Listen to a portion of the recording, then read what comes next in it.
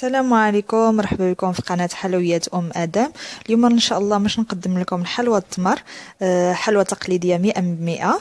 بعد ما طلبوها لي العديد من الاخوات. خليكم معايا باش تعرفوا على الوصفه وطريقه التحضير ان شاء الله. هنايا عندي العقده التمر، عملت كنحتاج نص كيلو د التمر، معلقه كبيره د القرفه، معلقه كبيره د الزبده، وما زهر على حسب، حتى نحس بان التمر ديالي صافي ترخف وكيتجمع مزيان صافي باش نوقف ما زهر عفوا. ندخل فيها هاد الزبده وهاد القرفه،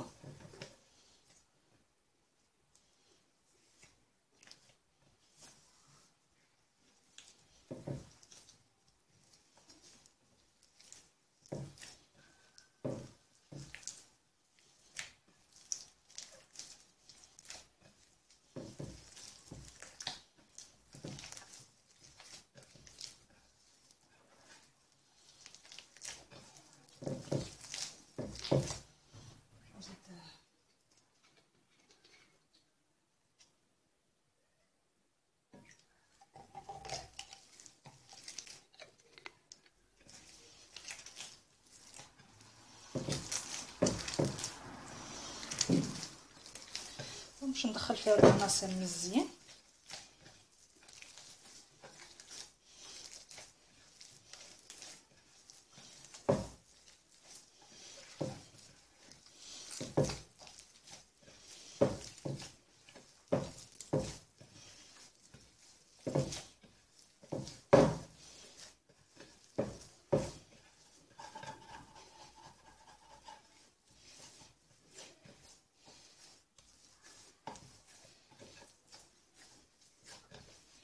صافي هذا هو القوام ديالها، كتولي مرخوفه، نقدروا نشكلوا منها حليبلات. هذا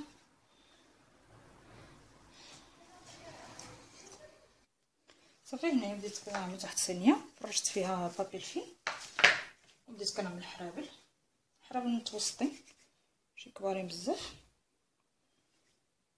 نحاول نقادها هكذا. بالنسبه للتمر، لا بغيتو تخلطوا معاه مثلا الزنجلان، حمروه شويه فوق البوطه وزيدوه معاه، اولا الكركاع اولا اللوز، كل واحد كيف كيبغي يخلط معاه، كيجيو مزيونين ديك القرمشه. يعني كتبقى اختياريه، انا كيعجبني هيدا بوحديتو، كيعجبني داك المذاق د التمر بوحديتو، كيجي لذيذ. مي كاينين الناس كيعجبهم هيدا مع المذاق د الكركاع الزنجلان، كيجي مزيان حتى هو ماشي مشكل. صافي باش نستعمر هيدا، نعمل حريبلات حتى نسالي العجينه كامله د التمر ونطلقوا ان شاء الله.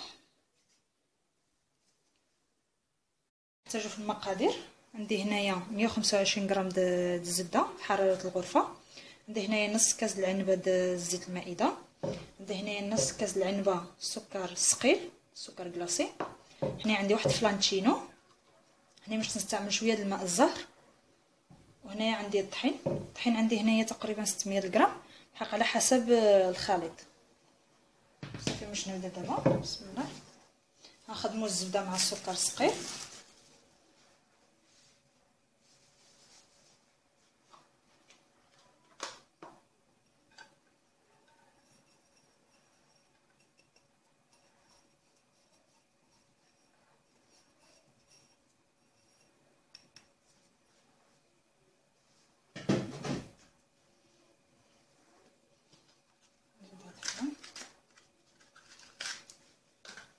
هذا الفلان هو السر ديالها باش كتجي الحلوى هشيشه، هذا هو السر ديالها فلان.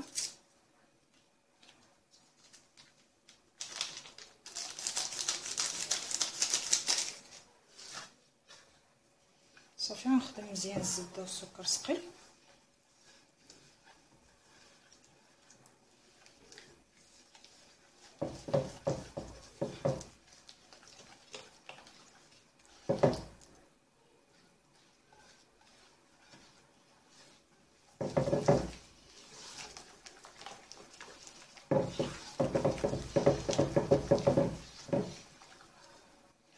فهي من بعد ما خدمت مزيان السكر الثقيل والزبده الفلان، غنزيد الزيت. بالنسبه للمقدار اللي بغى المقدار كتر يضاعف المقادير.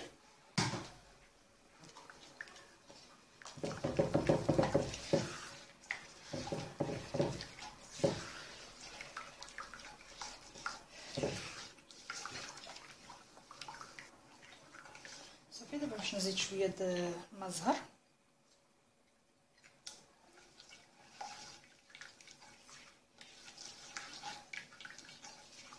واحد شويه الماء الزهر على حسب نتوما شحال كتبغيو ياخذ المذاق د الماء الزهر في العجينه. انا تقريبا هي عملت 2 معالق كبار كل هذا 2 معالق كبار د الماء الزهر.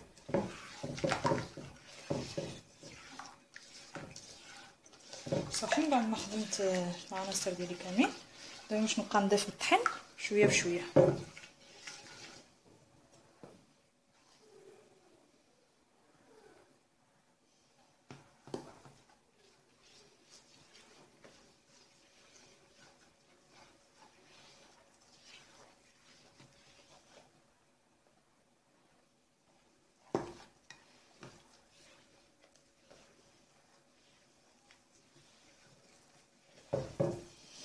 بالنسبه للطحين حتى نشوفوا بان العجينه صافي مابقاتش كتلصق معنا، صافي كنعرفوا راه صافي بركه الطحين.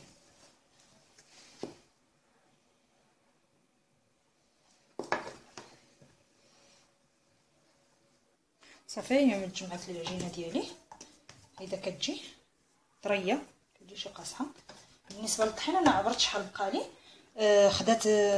خدات لي تقريبا 400 غرام قل شي حاجه، يعني شط لي هنايا 200 غرام تقريبا باش تعرفوا القياس بالضبط. وصافي صافي دابا ننتقلوا باش نخدموا به ان شاء الله. باش نطلق العجينه بين جوج البلاستيكات باش ما كتعذبناش وصافي.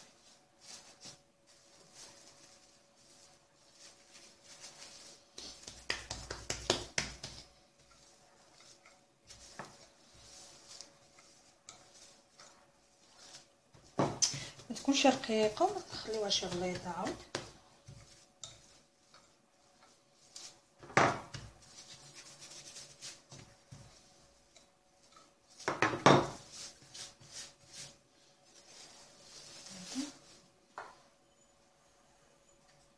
ندير هاد الكاس الدوره ديالو صغيره شويه ماشي كبيره، ماشي قد الدوره د الكاس د العنبه باش ما تجينيش الحلوه كبيره عاود.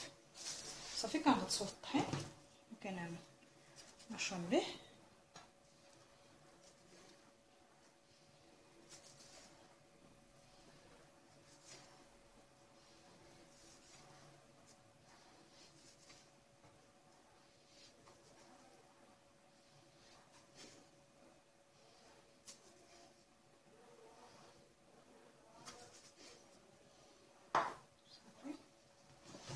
ماشي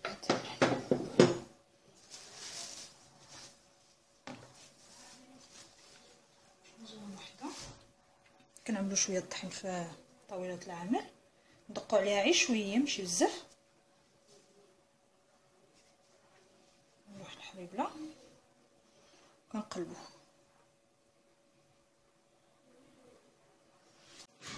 صافي كنعوضوها من هنا. وحنايا كنعملوا يدنا في الطحين ونعوضوا، تخافوش من الطحين حيت هي فيها الزبده والزيت. صافي ودابا ضروري ما نقلبوها، هاد الجهه هادي تولي من التحت باش ما يدخلوها الفرن ما تفتحناش. صافي كنعوضوها غير بالعقل هيدا شويه بشويه حتى كتاخذ نفس الفورمه اللي عملناها عليها الاولى.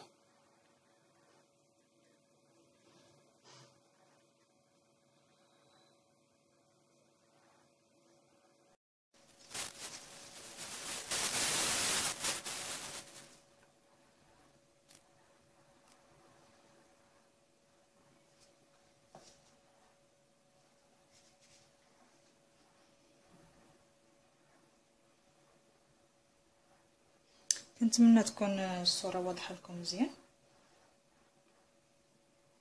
شي صعيبه يخسر خاطر شويه وصافي. صافي دابا كنقلبها. كنقلبها وكنبقى نعطي لها ديك الشكل بشويه بشويه حتى كتعاود.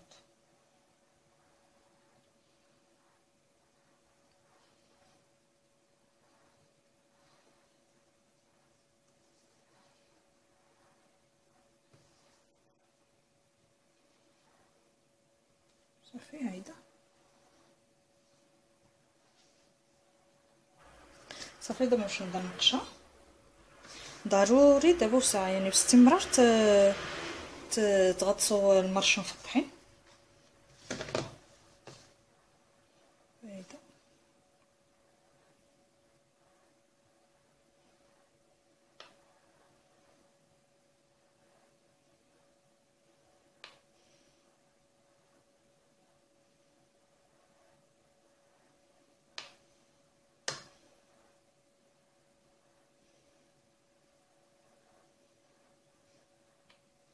حاول ما نطبزلاش ديك الرشمه من تحت ما ينقلب. هايدا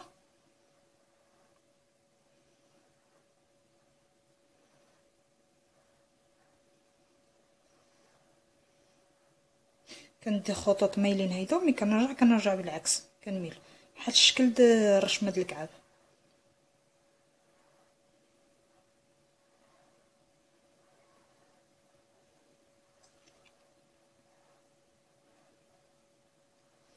صافي على هاد الشكل كنوضعهم في واحد الصفيحه اللي كتدخل الفرن. نزيد معكم واحده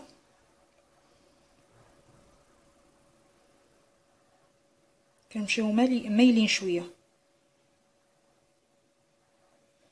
دا ملي كنرجع بالعكس كنميل الخطوط. هيدا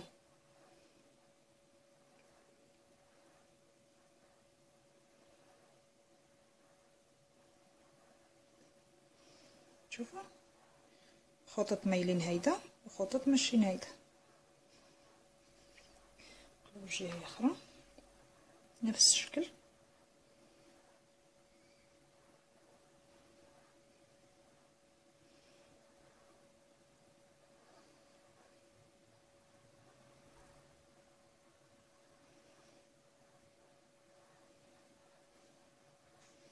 صافي هيدا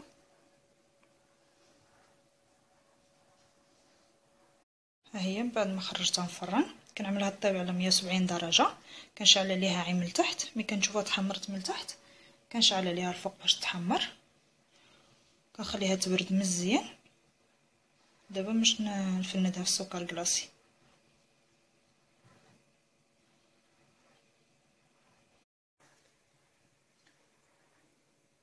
صافي دابا باش نفندوها في السكر ثقيل.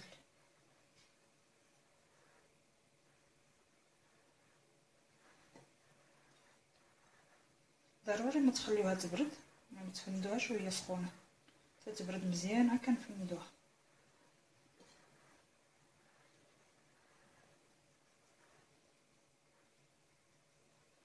صافي انا باش نستمر على هذا الشكل هيدا حتى نكمل الكميه ديالي كامله د الحلوى.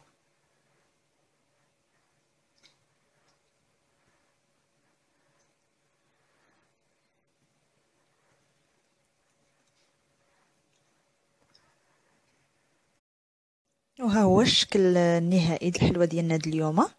كتجي على هذا الشكل كيجيب ديك النقاش مزيون وفي نفس الوقت يعني تقليديه. نتمنى ان شاء الله تعجبكم الوصفه وتجربوها ان شاء الله بحول الله.